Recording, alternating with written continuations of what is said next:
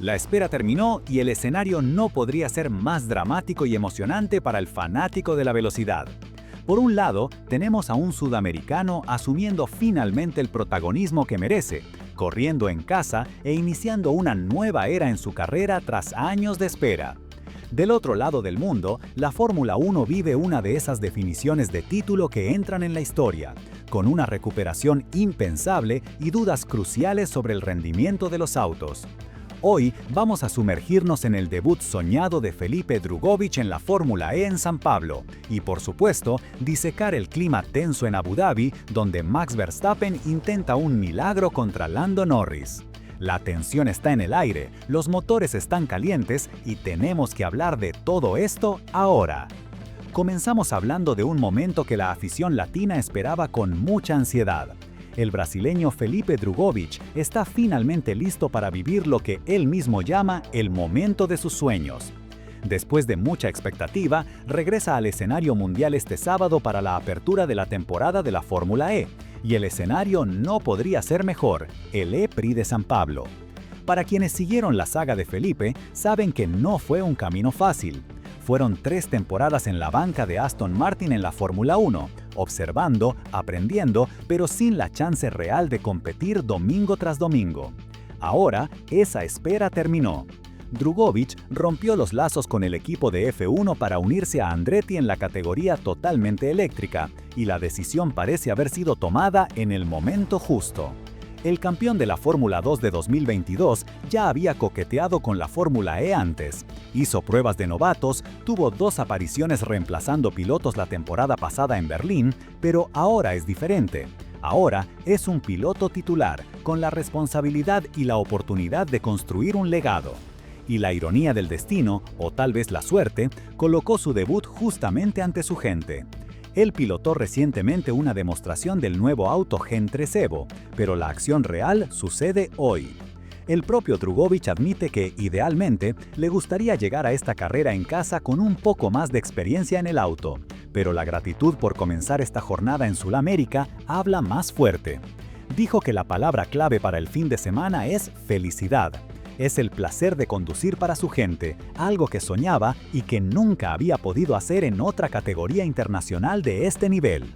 Pero no piensen que todo es fiesta. La presión existe y la curva de aprendizaje es empinada. A pesar de ser uno de los novatos mejor evaluados de la historia del campeonato y de haber progresado bien en los test de pretemporada en Valencia, Felipe mantiene los pies en la tierra. Fue muy sincero al decir que no salió de los tests totalmente satisfecho con su propio rendimiento, sintiendo que aún hay un largo camino por recorrer para entender completamente el nuevo auto y el nuevo equipo. Su enfoque es maduro: aprender cada fin de semana, capitalizar buenos resultados si aparecen, pero el foco principal es la evolución constante. Es ese tipo de honestidad que valoramos, mostrando que sabe el tamaño del desafío que tiene por delante en la Fórmula E.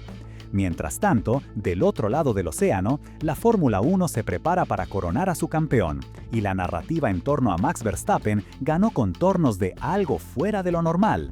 Sebastian Buemi, que conoce muy bien los pasillos de Red Bull, planteó una cuestión crítica sobre esta caza al título.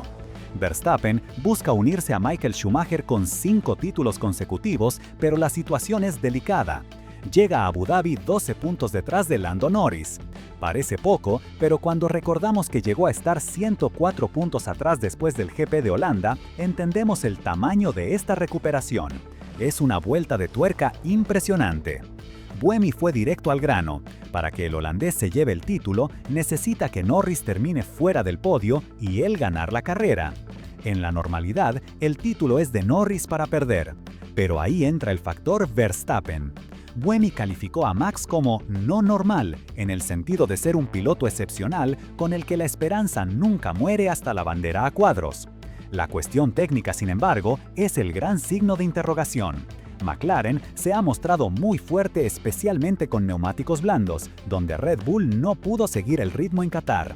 La diferencia disminuye con neumáticos medios y duros, y es ahí donde vive la esperanza de Red Bull para Abu Dhabi. Si Red Bull logra hacer que el auto funcione en esas condiciones, tenemos una pelea real. Verstappen viene de victorias consecutivas en Las Vegas y Qatar, pero sabemos que la victoria de McLaren era muy probable en la penúltima ronda si no fuera por aquel error. El propio Buemi reconoce que McLaren tiene un historial fuerte en Yas Marina en los últimos años. Entonces, la pregunta que queda en el aire es, ¿será que el talento anormal de Verstappen logra superar la ventaja técnica que McLaren teóricamente aún posee? Buemi cree que Max es el mejor piloto de la parrilla actualmente y en su visión, el mejor tipo debería ganar el título. Pero la Fórmula 1 no siempre es justa y las matemáticas juegan a favor de Lando Norris en este momento. Antes de seguir disecando los entrenamientos libres y lo que realmente pasó en la pista en Abu Dhabi, necesito hacerte una invitación muy especial. Si estás disfrutando de este análisis detallado y quieres estar al tanto de cada movimiento del mercado y de las pistas, suscríbete ahora mismo aquí a Fórmula News Latino. Es gratis y te garantiza que no te pierdas nada. Y tengo una pregunta importante para ti. ¿Desde qué ciudad estás viendo este video? Comenta aquí abajo. Esto es fundamental para saber hasta dónde está llegando nuestro contenido y, más importante aún, ayuda muchísimo al algoritmo a entender que este video es relevante y debe ser mostrado a más fanáticos de la velocidad como tú. Deja tu like, suscríbete y comenta que seguimos esta charla ahora mismo con los datos alarmantes que salieron. Ahora, llevemos esta conversación al asfalto, porque las primeras señales que llegan desde Abu Dhabi no son nada alentadoras para el lado de Red Bull. Si esperábamos un Max Verstappen confiado y con un auto equilibrado para esta batalla final, los entrenamientos libres del viernes le tiraron un balde de agua fría a esa expectativa. El propio Verstappen no ocultó su pesimismo tras las sesiones. Terminó en segundo lugar, detrás justamente de su rival por el título, Lando Norris, tanto en la primera como en la segunda práctica libre. Y lo que preocupa no es solo la posición, sino la tendencia del rendimiento. En la FP1 la diferencia fue minúscula, apenas 8 milésimas de segundo, pero cuando cayó la noche y las condiciones se volvieron más representativas para la carrera, en la FP2 el hueco aumentó a más de 3 décimas. Para una Fórmula 1 donde cada milésima cuenta, 3 décimas es una eternidad. Verstappen fue muy claro al decir que el auto necesita ser más rápido. Comentó que, a pesar de estar en una ventana decente, existe una pelea constante con la conducción del auto, el famoso ride, y que tanto el ritmo de clasificación como el de carrera necesitan mejorar urgentemente. Él sabe que tiene un gap decente que cerrar en relación a McLaren durante la noche, y el equipo está trabajando el doble para encontrar ese rendimiento perdido. Y quien puso el dedo en la llaga fue, como siempre, Helmut Marko. El asesor de Red Bull no suavizó el análisis. Coincidió con Verstappen en que el ritmo no es satisfactorio y señaló un problema crónico: están perdiendo mucho tiempo en el tercer sector de la pista. Para empeorar las cosas, el auto presenta una tendencia clara a irse de trompa, el subviraje, que es algo que Max detesta. Él necesita un tren delantero afilado para ser rápido, y el auto no está entregando eso. Marko fue más allá y lanzó un baño de realidad sobre las chances de título. Dijo que no podemos contar con errores de McLaren 3 veces seguidas, recordando lo que pasó en Qatar y en otras carreras, y que lamentablemente Mercedes y Ferrari no parecen lo suficientemente rápidos para entrometerse en la pelea y quitarle puntos a Norris. O sea, Red Bull está medio aislado en esta casa, necesitando un rendimiento puro que, por el momento, no tiene. La situación es tan crítica que hasta el equipo hermano sufrió, con rendimientos muy malos en los entrenamientos, lo que indica que tal vez la filosofía de puesta a punto para esta pista dentro del grupo Red Bull no esté en el camino correcto. Marko destacó que, aunque Max esté por delante de Piastri, eso no ayuda mucho si Norris continúa intocable en la punta. La esperanza de salvar la temporada con el título de pilotos está toda depositada en una recuperación técnica de viernes a sábado, algo que Red Bull ya hizo antes, pero que nunca fue tan vital como ahora. Pero, curiosamente, mientras el garaje hierve con problemas técnicos y falta de ritmo, el hombre dentro del cockpit parece estar en otra frecuencia. Mucha gente mira a Max Verstappen ahora y se pregunta, ¿está fingiendo? ¿Es una fachada para esconder los nervios? Laurent Mekies, una figura central en los pasillos de Red Bull, asegura que no. Según él, no existe actuación alguna. Ese comportamiento relajado que vemos en las entrevistas y en el paddock es genuino. Mekies describe esta postura como increíblemente relajada, tanto en los momentos malos como en los buenos de esta segunda mitad del campeonato. Existe una narrativa muy fuerte de retorno histórico construyéndose allí dentro. Recuerden, después de Zandvoort, Verstappen estaba 104 puntos atrás en términos de rendimiento relativo y vio la diferencia en el campeonato desplomarse hasta llegar a estos 12 puntos actuales. Mekies explica que el enfoque del equipo y del piloto ha sido vivir carrera a carrera. Dejaron de mirar la tabla de puntos y se enfocaron en poner el auto en la ventana correcta. Esa mentalidad les quitó el peso de encima. En lugar de sentir la presión aplastante de perder un título que parecía ganado al inicio del año, pasaron a encarar la situación como un privilegio. El privilegio de estar en una lucha histórica, de protagonizar una de las mayores recuperaciones que la Fórmula 1 ha visto. Esta calma de Max es un contraste fascinante con la tensión que vemos en los datos de telemetría. Mekies dice que el domingo por la noche se mirarán a los ojos y sabrán si hicieron un buen trabajo o no, y que los puntos serán solo una consecuencia de eso. Es una filosofía bonita, claro, pero que será probada al límite cuando se apaguen las luces, porque por más relajado esté, Verstappen sabe que necesita ganar. Y ganar con un auto que tiene subviraje y pierde tiempo en el sector 3 contra un McLaren volando bajo, bueno, eso exige más que calma, exige perfección. Y hablando de perfección y ventaja psicológica, hay un detalle que los jefes de equipo están comentando tras bambalinas que puede ser el fiel de la balanza. No es sobre el auto, no es sobre los neumáticos, es sobre la cabeza. Existe un consenso creciendo en el paddock de que Max tiene una ventaja invisible sobre Lando Norris y Oscar Piastri, algo que no aparece en los tiempos de vuelta, pero que decide campeonatos. Jonathan Whitley tocó un punto crucial sobre la experiencia de Max en momentos decisivos, algo que sus rivales de McLaren simplemente no tienen en sus currículums todavía. Jonathan Whitley, director deportivo de Red Bull, resumió la situación con una frase perfecta: no es su primer rodeo. Mientras Lando Norris y Oscar Piastri están navegando en las aguas turbulentas de una disputa de título mundial por primera vez en sus vidas, Max Verstappen ya estuvo allí. Ya sintió esa presión y ya salió victorioso. Ese bagaje crea un abismo psicológico entre los competidores. En la conferencia de prensa, la postura de Max fue la de alguien que estaba yendo a comprar pan a la panadería y no a disputar un campeonato histórico. Whitley destacó que esa frialdad impregna a todo el equipo. Si el piloto, que es la punta de lanza, está tranquilo, los mecánicos, ingenieros y estrategas ganan confianza. Es un efecto cascada positivo. Es fascinante comparar al Max de hoy con aquel de hace 4 años, en aquella batalla insana contra Lewis Hamilton aquí mismo en Abu Dhabi. En aquella época había un hambre desesperada, una energía frenética de quien necesitaba probar que pertenecía a la cima. Hoy es un piloto diferente, más maduro, pero no menos letal. Laurent Mekies fue más allá y dijo que Max es el tipo que nunca se equivoca. Y eso debe ser aterrador para McLaren. Mekies recordó que a veces el auto no está genial, está un poco por debajo de lo esperado. Pero Verstappen no falla una largada, no falla la gestión de neumáticos, no desperdicia un adelantamiento. Él saca agua de las piedras y maximiza cada oportunidad. En un campeonato decidido por detalles, tener un piloto que opera como una máquina de precisión es una ventaja que ninguna actualización aerodinámica puede comprar.